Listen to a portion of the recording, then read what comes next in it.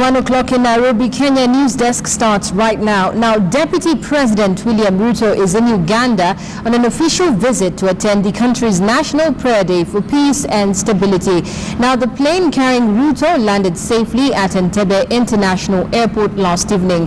Ruto was received at the airport by Uganda's Security Minister Mary Karoro and Finance Planning Minister David Bahati this morning. Now, William Ruto attended the National Prayer Breakfast that was held at a Hotel Africana in the Ugandan capital, Kampala, where he also delivered a keynote address on peace and stability in the region.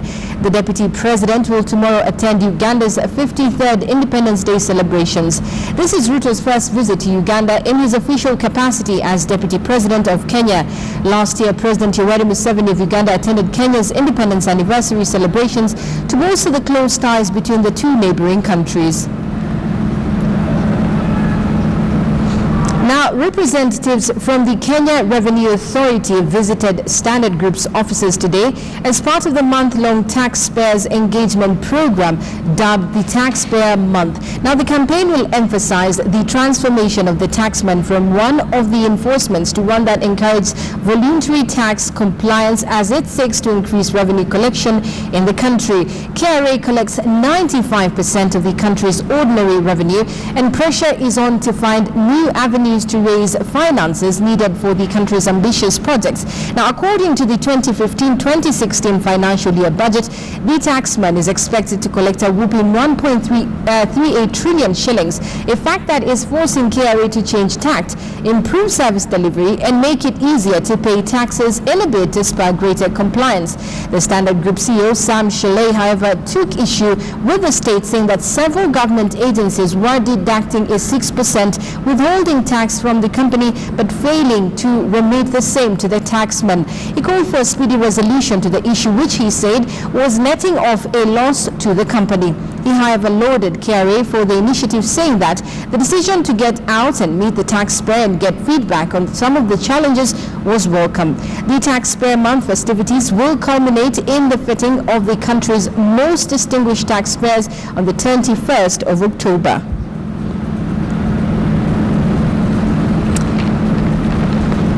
Now, with some news just coming in, and Rwanda's Supreme Court has in the last hour dismissed a petition that would have stopped President Paul Kagame for seeking a third term. Now, the court said the petition had no basis since Rwandans have a right to amend the constitution whenever they deem fit. The ruling brings the president one step closer to running for the third term in office should he choose to do so. Now, Parliament in July this year approved a petition seeking to amend Article 101 of the Rwandan Constitution to remove presidential term limits. Under the Rwandan Constitution, president can run for a maximum of 2 7-year terms. Kagame, who became president in 2003, is due to leave office in 2017 if he chooses to go. Now, the Supreme Court challenge has been mounted by the opposition Green Democratic Party.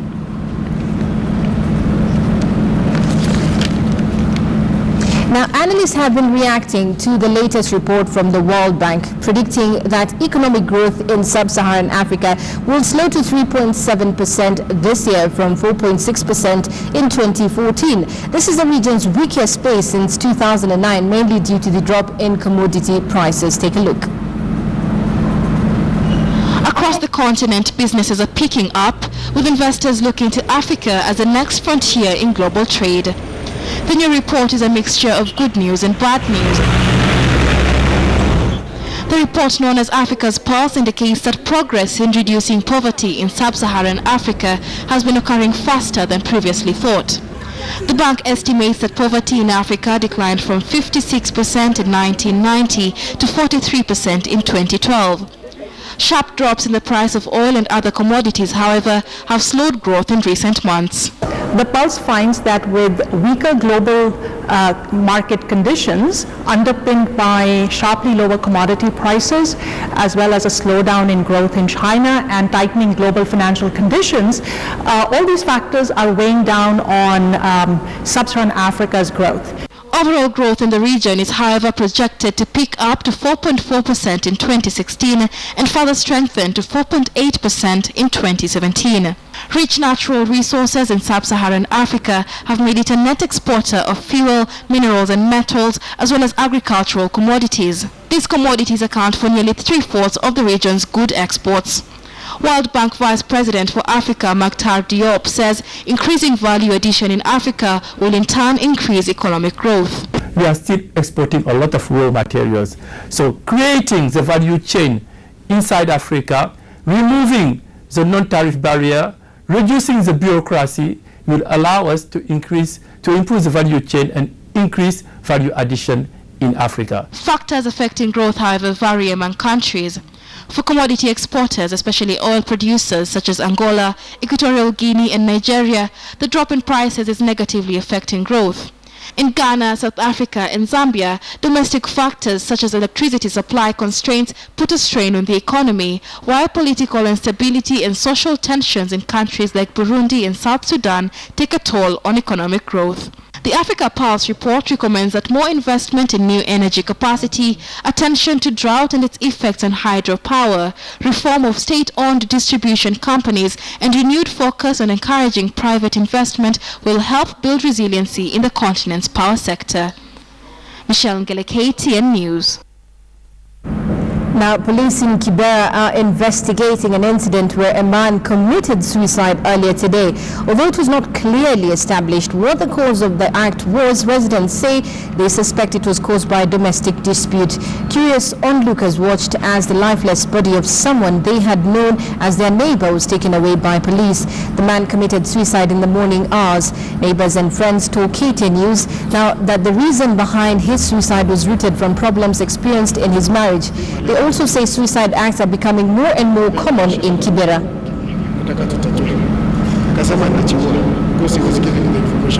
Tukamwambia wacha tu, tutaongea maneno kesho. Kamwambia nilikuwa nimepoteza simu, sina simu ya pipi yako. Akanitumia namba ya huyo simu ya pipi yake. Nikampigia nikamkosa. Nikamwambia nimempigia lakini inaingia achukue. Wacha tuongee ke. Sasa imefika saa 11 bibi yake amenipigia simu akaniambia nimeona mshtuko yako. Nikamwambia kuna shida nasikia tukutane leo after work tuongee. Sasa hiyo sasa ndio nilikuwa napigia huyo marehemu simu nimwambie nishaongea naye tukutane today after work. Kupiga nikapata yeye ni mteja. The next thing nikapigwa simu na neighbor kwamba amechiwa. Now, a group of Kenyans are demanding an explanation from the Ministry of Foreign Affairs as to the whereabouts of their Kenyans who are said to have been arrested in Juba, South Sudan, over 3 months ago. Now, the group, they say, have not heard from their relatives since the ordeal, which took place in 132 days ago. Sudan. Yes. They have been detained there for over 131 days without being produced to any court. Yeah. We had this story on March 29th and we rushed to the Ministry of Foreign Affairs where we could have sought help. When we went there's an allegation that the 5 Kenyans, there's money that was stolen in Southern Sudan. Yes. These 5 Kenyans were working in a very private company called Click Technology.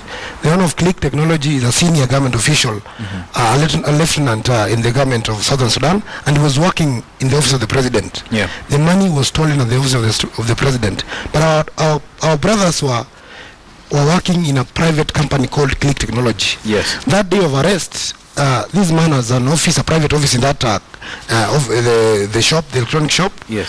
When he was arrested at that office, and they came there, they took everybody, including customers. Yes. But the customer were released in the second date.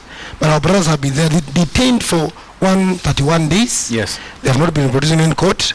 At date 40, they were released, and they called us. They said that they don't been questioned by anybody. They will be freed and they are going to come back home. But then they were rearrested. So we have been trying to go to Foreign Affairs Ministry, but we see they are not telling us anything new. Yes. Now, representatives from the Kenya Revenue Authority visited Standard Group offices today as part of the month-long taxpayer engagement program dubbed the Taxpayer Month.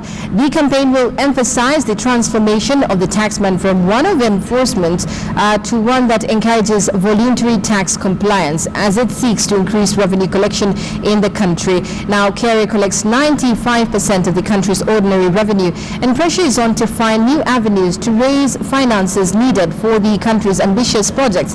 According to the 2015-2016 financial year budget, the taxman is expected to collect a whopping 1.38 trillion shillings, a fact that is forcing KRA to change tact, improve service delivery, and make it easier to pay taxes in a bid to spur greater compliance. The Standard Group CEO Sam Shilai, however, took issue with the state, saying several government agencies were deducting a 6% withholding tax from the company but failing to remit the same to the taxman. He called for a speedy resolution to the issue, which he said was netting off a loss to the company. He, however, lauded KRA for the initiative, saying that the decision to get out and meet the taxpayer and get feedback on some of the challenges was welcome. Tax obligations, and we can only encourage them to do more. There's a lot of issues that arise even as new systems are raised. We talked about the withholding tax on VAT, which is presenting a new challenge. The intentions are very elegant, as we have listened to the top officials from KRA, but it is creating certain inefficiencies, where there's certain inefficiencies in other institutions, and a visit such as this helps to solve teething problems and help to solve little problems that could make it difficult and painful for taxpayers. So I think that's how I see it. I see it as a way of opening engagement, as creating transparency, as ensuring that issues that affect the taxpayer are sorted out quickly by KRA for purposes of ensuring easier compliance and more compliance by a lot of Kenyans.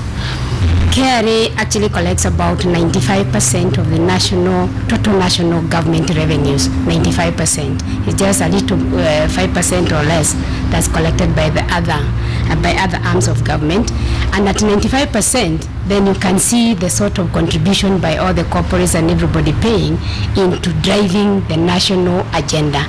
We are trying to make paying taxes friendlier, easier, simpler, and more efficient. And this is actually evidenced even by the systems that you have put in place, like the iTax system, which enables you to file your returns online from the comfort of your offices, the comfort of your bedroom if you so wish. So, Mr. MD, we are hoping you are able to use it. We are aware you're already on the iTax.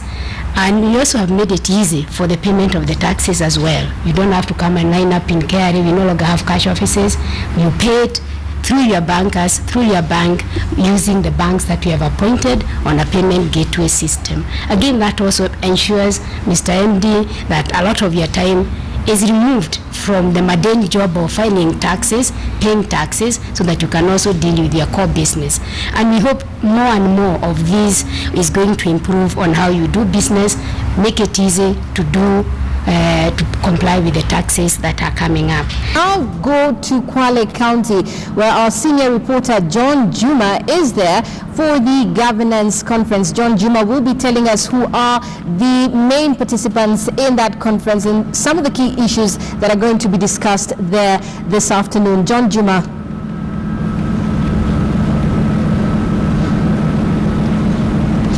Thank you, Najma. We are coming to you from Kwale County, specifically Leisure Lodge, where we are having Africa Governance and Leadership Convention, this being the 5th edition. In this kind of convention, matters to do with governance in Africa, leadership in Africa, challenges, how do we move forward as a continent? These are among issues being discussed today. And to join us, explain more issues is a patron, His Excellency Chief Olusegun Obasanjo, who is the patron of this convention. Thank you, Your Excellency, for joining us. Kindly tell us, what are the key issues being discussed in this 5th edition? Well, as you have rightly said, this is the 5th edition. In the previous ones, we have had things like Africa for Africa. We have had conditions for private sector to thrive in Africa and all that.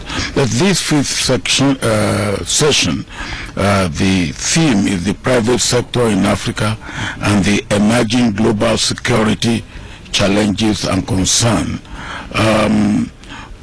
We have all agreed, I think, after the fall of the Berlin Wall, it was clear to everybody that, well, the issue of market and the role of private sector is no longer arguable. The economy must be driven by the private sector. The private sector must be in the driver's seat. But then there are certain conditions that must be prevalent. And one of the conditions that we are discussing today is the condition of security. Security and development are great bedfellows. If you have no security, you cannot talk of development, and particularly where the private sector is concerned. But when we talk of security, the government has its role to play, so governance. The private sector has its role to play, management and leadership. Even the civil society has a role to play. So it is a place where, or it's an issue in which all of us have to contribute, because we are all also beneficiaries of security. As a continent, have we played our roles effectively in combating this kind of situation you're saying is a threat to even private investment? Well, we have been trying, but trying is not good enough. We must succeed.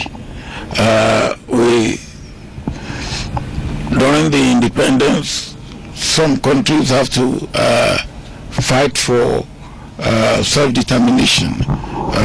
It causes some insecurity. Immediately after that, in the Cold War exacerbated division and contradiction in Africa, and it led to another conflict. But now we have national or domestic based and international engineered terrorism, which is a new phenomenon, and we have to deal with it. Africa is faced with a myriad of challenges. Leave alone even matters to do with global terrorism. I see you're also discussing matters to do with health challenges. Just a few months ago, we know what happened in West Africa, the issue of Ebola. How is Africa, is Africa ready to combat some of these health challenges? Well, it's Ebola was an eye-opener for all of us, because where Ebola had taken place in the past, it has been in the villages, in the remote areas. So it was possible to quickly deal with it. Now, this was the first time that Ebola will have outbreak of Ebola in big cities, in Freetown, in Monrovia, and it's a new challenge. But we have learned a lot of lessons from it, and I believe that for next time we will be more ready to deal with it. In fact, this time around, Nigeria dealt with it more